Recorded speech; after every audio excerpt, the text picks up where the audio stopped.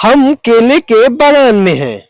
बागान में हैं तो आप ये मत सोचिए कि आज हम आपको केले के बारे में बताएंगे, बल्कि आज हम ये बताएंगे कि ये जो केला है इसका जब फल आप देख रहे होंगे का गिराया होगा, तो जब फल इसका कट जाता है तो इसका उपयोग रेशे में किया जाता है। तो इसका उपयोग रेशे में कैसे किया जाता है ये आज हम आपको बताएंगे। तो नमस्कार, मैं हूं अंकित कुमार और आप देख रहे हैं किसान तक। और हमारे साथ हैं हाजीपुर यानी कि वैशाली जिले के हाजीपुर के रामपुर रोशन नौशहन गांव है, और वहां पे हम हैं जहां पे इसके रेशे बनाए जाते हैं केले के थम से, जिसको ये थम कहते हैं जी। और इसके बारे में पूरी प्रोसेस हमें बताएंगे जगत कल्याण जी। तो जगत जी चला जाए।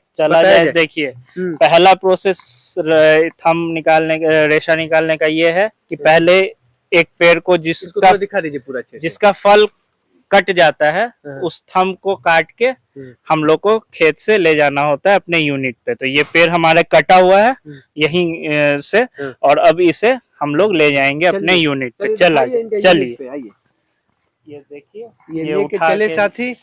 कंधे पे जिम्मेवारी है क्योंकि इससे रेशा बनेगा और रेशे का उपयोग बहुत कुछ चीजों में होता है। आइए दिखाते हैं आपको। हाँ तो देखिए, आइए सर, आइए आ जाइए। आ गए हैं अपने जी। और ये पेड़ आएगा, आइए।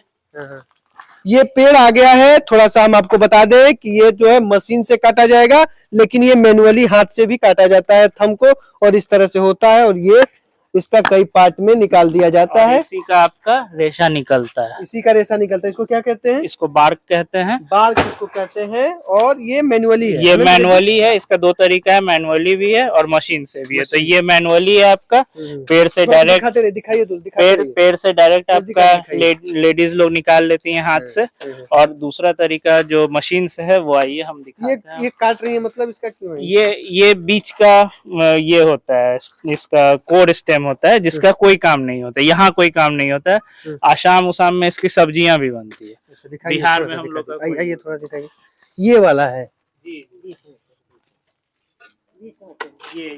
का है। ये बीच का है। बनता है असम में सब्जियां उब्जियां भी, लेकिन यहाँ पे तो भाई सब्जी बन नहीं रहा है, तो कोई बात नहीं। ये तो आपको सब्जी उब्जी भी खिलाते जगत जी, दिखाते कैसे सब्जी बनता है, लेकिन नहीं बन रहा है। आइए मशीन से दिखाइए। चलिए सर आइए। देखिए इसको काट दिया गया, पहले हाफ में काट दिया गया। इसको हाफ में काट दिया जाता है जी। अच्छा। ताकि लोड कम पड़े जो काट रहे हैं। ऐसे हाफ में काट दिया गया। और अब मशीन, क्या नाम है इसका? इस मशीन का नाम कटर मशीन है, जिसमें केला का पेड़ कट के 4 पार्ट में आता है। केले का पेड़ 4 पार्ट में आ जाता है। देखिए ये काटा जाता है, इसमें 4 पार्ट में मतलब कर दिया जाता है, और उसके बाद ये पूरा प्रोसेस होता है। आगे ये थोड़ा सा आगे दिखाइए, जाइए आगे से दिखाइए। और ये है, चलिए अब आगे आते हैं, आपको दिखाते हैं। ये कटिंग हो गया है, वो मैनुअली है, और ये कटिंग है, यानी कि कटिंग हो गया आपकी। और ये कटने के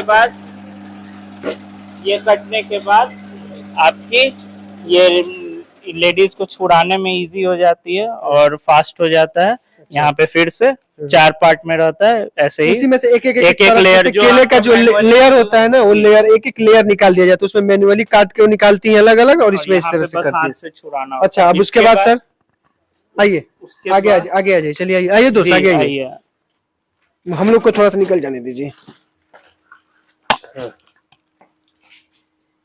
देखिए, चलिए सर चालू करिए, आपने चालू करिए। ये है, अब इसके बाद इसको क्या बोलते हैं? ये है आपकी एक्सट्रैक्टर मशीन, जो आपकी सेकंड पार्ट है। ये जब लेयर बार्क अलग हो जाता है, उसके बाद मशीन में आपकी जाती है और ये आपकी फाइबर निकलती है। नीचे जो है आपका पल्प होता है और उसके नीचे जूस होता है। पल्प होता है नीचे, ये नीचे पल्प, जिसका खाद में उपयोग किया जाता है वर्मी कंपोस्ट बनाने में, और नीचे इसका जूस होता है जो फसलों के छिड़काव के लिए किया जाता है। इसके बाद सर क्या होता है? इसके बाद आपका 2-3 प्रोसेस होता है जी सर। जैसे कि फाइबर आपका अनकॉम्ड हो जाता है और कॉम्ड भी जाता है। तो जिन्हें अनकॉम्ड चाहिए होता है वो यहाँ से डायरेक्ट उठता है और सूखने चला जाता है सन ड्राई के लिए। अच्छा। और सन ड्राई में वैसे हो जाता है। और जिन्हें चाहिए होता है कॉम्ड, उनके लिए एक अलग प्रोसेस है। थोड़ा सा हमें हिंदी बताइए। कॉम्ड का मतलब जैसे जैसे बाल आप झाड़ते हैं तो साफ हो जाता है, अच्छा लगने लगता है, बस वही फाइबर में भी। मतलब उन शाइनिंग बढ़ जाएगा, गंदा गंदा कम हो जाएगा, गंदा कम हो जाएगा। हाँ। और इसमें इसके मैनुअली ऐसे है तो आप इस तरह से हाँ, कॉम्ड में भी 2 प्रोसेस है, मशीन से भी और हाथ से भी। तो हाथ से वैसे फराता है और मशीन से आपका, आइए आपको मशीन दिखाते हैं। अच्छा, तो ये है जो ये एकदम आपकी है कॉम्बिंग मशीन। Combing machine. दिखाइए, आइए तो नजदीक आइए, नजदीक आ जाइए दोस्त। ये है आपकी कॉम्बिंग, ये हो रही है आपकी साफ सब उसकी सफाई, शाइनिंग बढ़ रही है और ये एकदम पतला सिल जैसा दिखने लगेगा सूखने के बाद, जो आपको पता नहीं चलेगा कि अंतर, आप डिफरेंस नहीं बता पाइएगा। सही है वाला जी। ये देखिए एकदम सूख जाता है।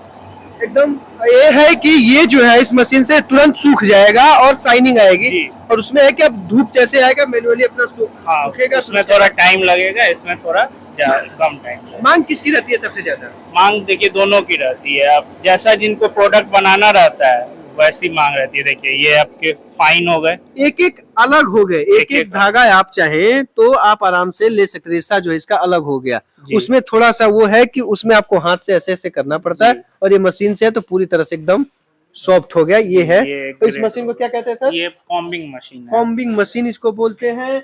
इसके बाद ये देखिए आपके सूखने के बाद, हाँ, सूखने के बाद ये देखिए ये स्टोरेज हो जाती है। ये कौन सी है? वो वाली है, ये बिना कॉम्ड वाली है। अच्छा, ये जो धूप में सुखाई गई है ये वाली है, आप देख सकते हैं इसमें। अब आप इसको खोलेंगे, हाँ खोलिए तो देखिए इसमें आप क्या कर सकते हैं। अब इसमें ये है कि एक एक रेशा या कोई चीजें आराम से आप निकाल नहीं सकते क्योंकि उलझे हुए हैं और थोड़े से हार्ड हैं ये। तो इनकी अपनी जरूरत है, इनका अपना प्रोडक्ट। कोई क्या बनाते हैं? किसी प्रोडक्ट में उन्हें अनकॉम्ड ही चाहिए होता है क्योंकि इसे बिनना पड़ता है और उसके बाद इसकी जैसे फाइल मैंने बताया तो वो अनकॉम्ड की ही बनेंगी। जैसे धागा हुआ या कपड़ा हुआ तो वो फिर कॉम्ड में चला जाएगा। धागा और कपड़े के लिए कॉम्ड और ये हाँ, तो दोनों की अपनी अपनी रिक्वायरमेंट। अच्छा, क्या रेट रहता है इनका सर? कैसे जाता है? जैसे ग्रेड वाइज रहता है। अनकॉम्ड में भी 3-4 ग्रेड है, कॉम्ड में भी 3-4 ग्रेड है। कैसे, किस तरह का ग्रेड? जैसे कि ये आपको व्हाइट दिख रहा है, कोई आपको एकदम डार्क दिखेगा। अच्छा,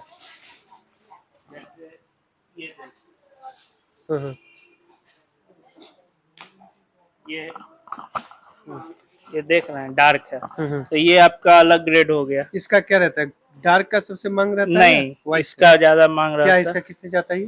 ये आपको 100 से लेके 500 अनकॉम्ड जाता है और कॉम्ड फिर वो 400 से 1000 जाता है। और इसका रेट क्या रहता है? इसका रेट ये आपको 400 रुपीज पर केजी है। और ये आपका 280 रुपीज पर केजी है। यानी कि जो ऐसा रहेगा इसका मांग थोड़ा ज्यादा रहेगा कॉम्ड का, क्योंकि उसमें मेहनत ज्यादा लगता है आपको। नहीं, मैं वो नहीं कह रहा हूँ जी, जो कलर की आप बता रहे हैं। कलर नहीं, तो ये आपकी कॉम्ड है कलर में, इसीलिए इसकी रेट ज्यादा है। अगर ये सेम कलर आपको अनकॉम्ड में मिले तो वो इससे सस्ता मिलेगा। इससे ये सस्ता हो जाएगा इससे भी? हाँ। अच्छा, ये चीजें कहानी है इस तरह की आपकी हैं जी। ये हम लोगों ने जो प्रोडक्शन क्लाइंट को भेजना है तो उसके लिए हम उन्हें प्रोडक्शन अपना। पर डे कितना कर लेते हैं इसका? पर डे अभी जो मशीन्स है हमारे पास 5 एक्सट्रैक्टर है, एक कटर है, एक कॉम्बिंग है। तो कॉम्बिंग हटा दीजिए, जो मेरा अनकॉम्ड है वो पर डे 5 मशीन से अराउंड 60 केजी मिनिमम आ जाए। 60 केजी मिनिमम होता है। डिमांड कितनी रहती है sir per day? Demand per day की डिमांड नहीं है, इसकी टन्स में डिमांड आती है, तो आपको वो मंथली बेसिस पे आपको डिलीवर करना पड़ता है। तो ये है पूरा प्रोसेस, इस तरह से मतलब तैयार होता है। अब ये सूख गया, अब ये पैक होगा और ये अपना जाएगा जहाँ जाना है वहाँ पहुंच जाएगा। गुजरात, बंगाल, पश्चिम, कलकत्ता, तमाम जगह पे जाता है।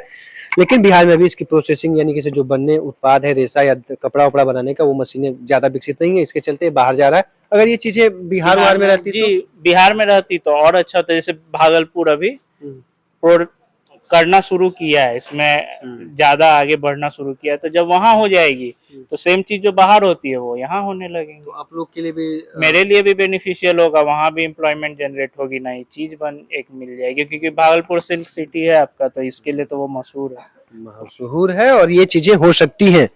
तो ये थी पूरी विधि, केले से जो थम होते हैं उससे रेशा कैसे बनाया जाता है, ये हमने आपको बताने का प्रयास किया। ये आपको वीडियो अच्छा लगा हो तो किसान तक चैनल को लाइक सब्सक्राइब जरूर करें। धन्यवाद। हमसे है दुनिया, हमें कुछ करके दिखाना है। मिट्टी मेरी, सेहत मेरी, खेती का नया जमाना है। किसान तक खाना है तो उगाना है।